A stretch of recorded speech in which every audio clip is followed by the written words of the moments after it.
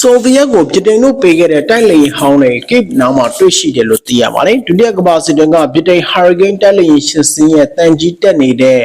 လေရင်အကျွင်းကျန်တွေကိုယူကရိန်းနိုင်ငံတစ်တော်တစ်ခုထဲမှာမြုပ်နှံထားတာကိုမကြာသေးမီကတွေ့ရှိခဲ့ပါတယ်။1942ခုနှစ်ကနာဇီဂျာမနီတို့ကဆိုဗီယက်ယူနီယံကိုကျူးကျော်လာပြီးနောက်ပြည်တိုင်ကဆိုဗီယက်ကိုပေးပို့ခဲ့တဲ့တိုက်လေရင်တွေပါ။ဆိုဗီယက်ယူနီယံအတွက်မဟာမိတ်တို့ရဲ့စစ်ဘက်ဆိုင်ရာထောက်ပံ့မှုအစီအစဉ်တစ်ပိုင်းဖြစ်ပြီးအမေရိကန်ရဲ့အငှားချလက်နက်စီမံချက်အောက်မှာရှိတာဖြစ်ပါတယ်။ရုရှားတပ်တွေကိုနိုင်ငံကနှင်ထုတ်ဖို့ကြိုးပမ်းနေတဲ့ယူကရိန်းကိုစစ်ရေးကူညီတွေပို့ဖို့အမေရိကန်အစိုးရဟာအလားတူစီမံချက်ဥပဒေကိုဒီနေ့အသုံးပြုလျက်ရှိပါတယ်။ယူကရိန်းမှာဟာရီကိန်းတပ်လေယာဉ်တွေရဲ့ကျွန်းကျန်တွေကိုပထမဆုံးချိန်တွေ့ရှိခဲ့တာဖြစ်ကြောင်းလေကြောင်းကျွမ်းကျင်သူတွေကပြောပါတယ်။ဒီလေယာဉ်ကိုယူကရိန်းမှာရှာဖို့က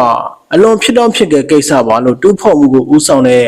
လေကြောင်းလိုင်းလေယာဉ်မှူးအိုလက်ရှာဒန်ကပြောပါတယ်။အရင်ကဒီနေရာမှာလန်လစ်လေယာဉ်တွေမတွေ့ဘူးပါဘူး။ဒါဟာလေကြောင်းသမိုင်းအတွက်အရေးကြီးပါတယ်။ဒီလေယာဉ်တွေဘယ်လိုဖြစ်လို့ဒီကိုရောက်နေလဲသိအောင်စူးစမ်းရမယ်လို့ပြောပါတယ်။ဟော်ဂါဟာရီကိန်းတက်လေယာဉ်တွေဟာဗြိတိန်ကိုကျူးကျော်ဖို့ကြိုးပမ်းတဲ့ဂျာမန်လေတပ်ကိုဗြိတိန်တော်ဝင်လေတပ် IAF ကအနိုင်ယူတဲ့1940ဗြိတိန်တိုက်ပွဲရဲ့အဓိကဆွဲဆောင်ခဲ့တဲ့လေယာဉ်လည်းဖြစ်ပါတယ်။ဟာရီကိန်းလေယာဉ်တွေကိုပုံပုံသစ်လွန်ပြီးလိုက်ရောညီထွေမှုရှိတဲ့ Spitfire လေယာဉ်တွေရဲ့အခန်းကဏ္ဍကမကြာခဏလွှမ်းမိုးထားလေးရှိပါတယ်။ဒါပေမဲ့ပြည်တိုင်တိုက်ပွဲမှာတော့ရန်သူလေယာဉ်အလုံးရဲ့ထက်ဝက်ကျော်ကိုပစ်ချခဲ့တာလည်းဟာရီကိန်းဖြစ်ပါတယ်။ဟာရီကိန်းဟာအကောင်မီပြန်တန်းရလွယ်ကူတဲ့လေယာဉ်တစ်စင်းပါလို့ဆိုပါတယ်။အဲ့ဒီလေယာဉ်မှာစစ်တပ်နဲ့လေယာဉ်တစ်မျိုးအနေနဲ့တည်ငြိမ်ပြီးအတွေ့အကြုံမရှိတဲ့လေယာဉ်မှုတွေအတွက်တော်တော်လေးကိုယုံကြည်စိတ်ချရတဲ့လေယာဉ်လို့ပြောပါတယ်။ဆိုဗီယက်ကိုပံ့ပိုးကူညီဖို့1942ခုနှစ်ကနေ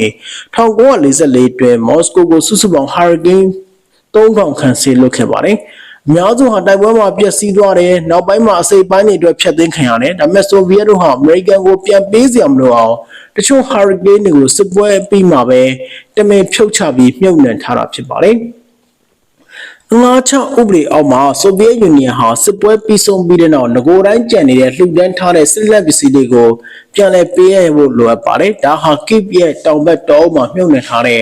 ဟာရီကိန်းရှစ်စီရဲ့ကံကြမ္မာပါ။ကိဗ်ဟာအခုကလွတ်လပ်တဲ့ယူကရိန်းမြို့တော်ဖြစ်ပေမဲ့1991ထိတော့ဆိုဗီယက်ရဲ့အစိပ်ပိုင်းမှာဆိုဗီယက်တို့ဟာဟာရီကိန်းလေယာဉ်တွေရဲ့ကိရိယာတွေရေဒီယိုတွေစစ်တပ်တွေအသုံးဝင်တဲ့တထုပိုင်းစားတွေကိုဖယ်ရှားပစ်ခဲ့ပြီး၎င်းတို့ကိုလေထုံစက်တွေနဲ့ဆွဲပြီးဖြုတ်ချကာ